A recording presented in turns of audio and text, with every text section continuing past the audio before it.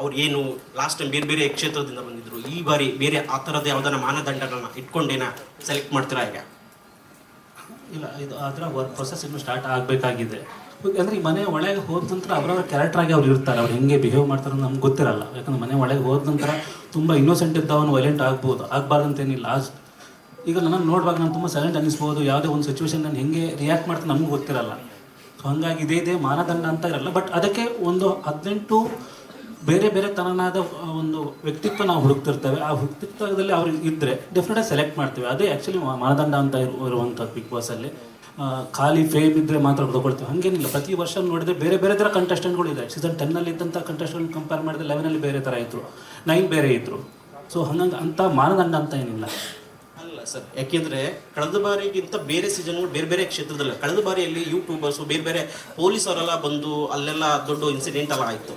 So ಆ ಥರದ್ದು background ಇರೋ ಕಂಟೆಸ್ಟೆಂಟ್ಗಳನ್ನ ನೀವು ಇದು ಮಾಡಿದ್ರು. ಸೊ ಅದಕ್ಕೆ ಈ ರೀತಿ ಅಂದರೆ ಈ ಬಾರಿಯ ಯಾವ ರೀತಿ ಮಾನದಂಡ ಇರುತ್ತೆ ಅಂತ ಕಾಮನ್ ಮ್ಯಾನ್ ಮತ್ತು ಅದನ್ನು ಅದೇ ಈಗ ನಾನು ರಿವ್ಯೂ ಮಾಡೋಂಗೆಲ್ಲ ವೆಯ್ಟ್ ಮಾಡಬೇಕು. ಡೆಫಿನೆಟಾಗಿ ಹೊಸ ಥರ ನಾನು ಯಾವಾಗ ಹೇಳ್ದಂಗೆ ದೊಡ್ಡ ಮಟ್ಟದಲ್ಲಿ ಬೇರೆ ರೀತಿಯಲ್ಲಿ ಬರ್ತೇವೆ ಅಷ್ಟಂತ ನಾನು ಹೇಳಬಲ್ಲೆ. ಸೊ ಸ್ವಲ್ಪ ವೆಯ್ಟ್ ಮಾಡಿದರೆ ಸರ್ದು ಪ್ರೊಮೋ ಬಂದ ನಂತರ ಗೊತ್ತಾಗುತ್ತೆ ನಿಮಗೆ ಯಾವ ಹೊಸ ಥೀಮು ಏನು ಅಂತ. ಈಗ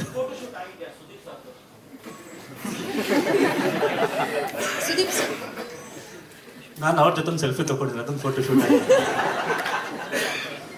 ಸರ್. ಸಾಮಾನ್ಯವಾಗಿ ನೀವು ಒಂದು ನಿಮಿಷ ಸುಷ್ಮಾ ಮೇಡಮ್ ಹೇಳಿದ್ರು ಅಂದ್ರೆ ನೀವು ವಾಪಸ್ ಬರೋದಕ್ಕೆ ಕಂಡೀಷನ್ಸ್ ಇರಲಿಲ್ಲ, ಸಜೆಷನ್ ಅನ್ನುವಂಥದ್ದು ಅಂತ. ಸೊ ಏನ್ ಸಜೆಸ್ಟ್ ಮಾಡಿದ್ರಿ ಅಂತ ನನಗೆ ಫಸ್ಟ್ ಕೇಳಿದ್ದು, ನನಗೆ ಯಾವುದೇ ಚಾನಲಲ್ಲಿ ನೀವು ಏನಾರ ಹೋಗಿ ಎಷ್ಟು ಹಣ ಮಾಡಿ ಎಲ್ಲ ಇಡೀ ದೇಶದಲ್ಲಿ ಚೆನ್ನಾಗಿ ಬೆಳೀರಿ, ಏನೇ ಮಾಡಿ, ನಮ್ಮ ಮೂಲ ಕನ್ನಡ, ಕನ್ನಡಕ್ಕೆ ಪ್ರೀತಿ ತೋರಿಸ್ರಿ ಸ್ವಲ್ಪ. ಎಲ್ಲಿಂದ? ಮೇಲಿಂದ. ಇಲ್ಲಿ ವಾಹಿನಿಯಿಂದ ನಮ್ಗೆ ಯಾವುದೇ ಥರ ಆ ಥರ ಕೊರತೆಗಳು ಬಂದಿಲ್ಲ, ಬರೋದು ಇಲ್ಲ. ಅದೇನೋ ಗೊತ್ತಿಲ್ಲ, ನನಗೆ ಆ ಪ್ರೀತಿ ಕಾಣಿಸ್ತಾ ಇರಲಿಲ್ಲ. ಇದು ಯಾರ ಮೇಲೂ ನಾನು ಬ್ಲೇಮ್ ಮಾಡ್ತಾರಮ್ಮ, ನನ್ನ ವೈಯಕ್ತಿಕ. ನನಗೇನಂತಂದರೆ ಬೇರೆ ಭಾಷೆಗಳಲ್ಲೂ ಚೆನ್ನಾಗಿ ನಡೀತಾ ಇರುತ್ತೆ, ನಡಿಬೇಕು. ಅವ್ರ ಭಾಷೆ ಅವ್ರಿಗೆ ಇಂಪಾರ್ಟೆಂಟು, ಆ ಕಾರ್ಯಕ್ರಮ ಅವ್ರಿಗೆ ಇಂಪಾರ್ಟೆಂಟು, ಆ ವೇದಿಕೆ, ಆ ವ್ಯಕ್ತಿ ಆ ಹೋಸ್ಟ್ ಮಾಡ್ತಾರೋ ಆ ವ್ಯಕ್ತಿಗೆ ಕೊಡೋ ನೀವು ಗೌರವ, ಆ ಮನೆ ಆ ಕಂಟೆಸ್ಟೆಂಟ್ಸಿಗೆ ನೀವು ಕೊಡೋ ಗೌರವ, ಕರೆಕ್ಟ್.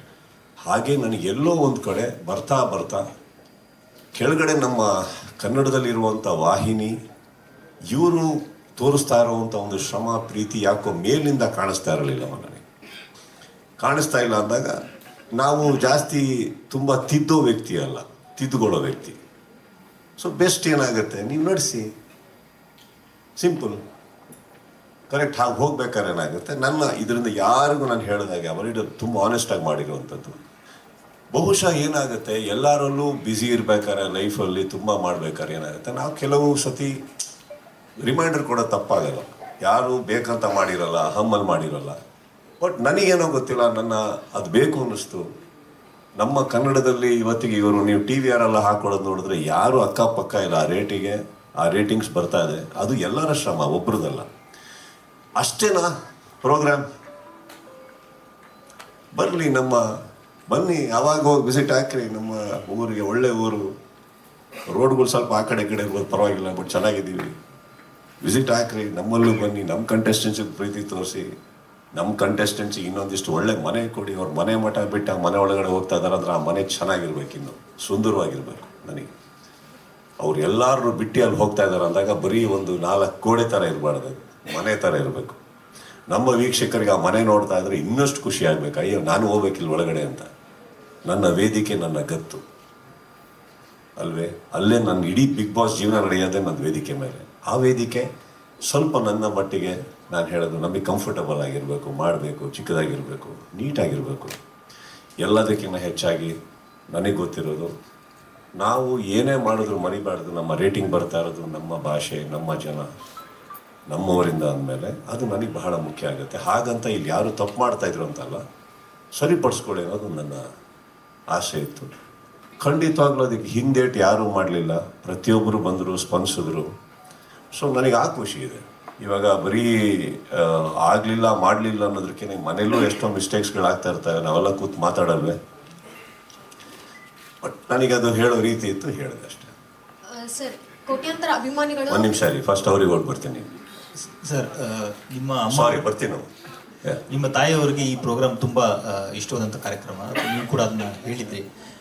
ಮತ್ತೆ ಈ ಕಂಬ್ಯಾಕ್ ಆಗೋದಕ್ಕೆ ಎಲ್ಲೋ ಒಂದ್ ಕಡೆ ಅದು ಕೂಡ ರೀಸನ್ ಆಯ್ತು, ಒನ್ ಆಫ್ ದಿ ರೀಸನ್ ಆಯ್ತು. ಆ್ಯಕ್ಚುಲಿ ನಾನು ಬಿಡೋದಕ್ಕೂ ಕೂಡ ಅದೊಂದು ಮೇನ್ ಕಾರಣ ಆಗಿತ್ತು. ಯಾಕಂದರೆ ನನ್ನ ವೇದಿಕೆ ಮೇಲೆ ಪ್ರತಿದಿನ ತುಂಬ ಕಾಡ್ತಾ ಇತ್ತು ನನಗೆ.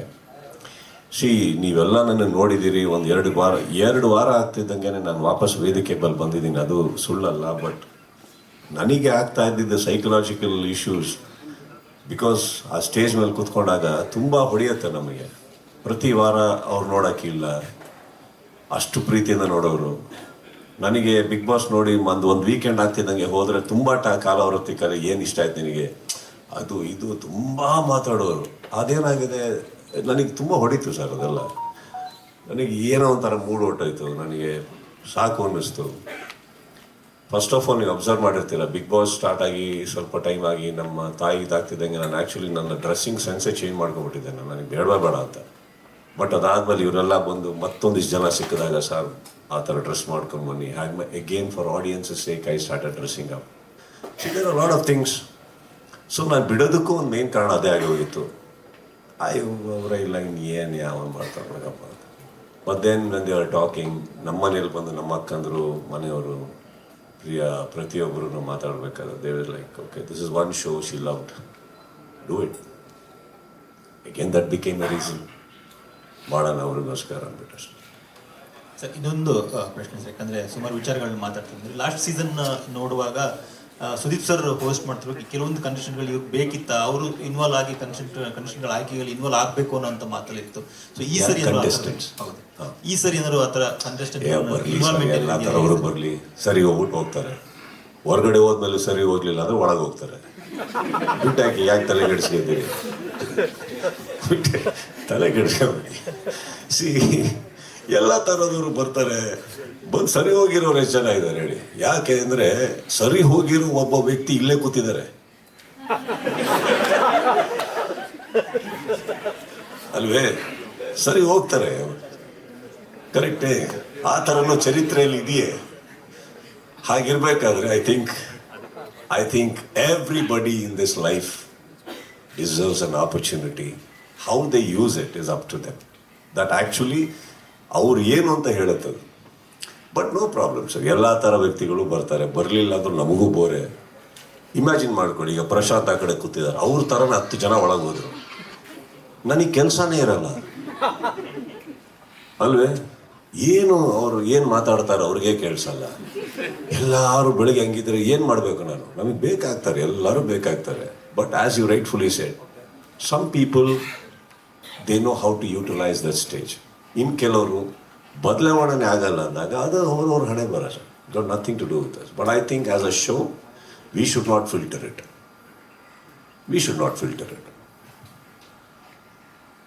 ಸುದೀಪ್ ಸರ್, ನಿಮ್ಮ ಅಭಿಮಾನಿ ಒಬ್ರು ಹೇಳಿದ್ರು, ಇಲ್ಲ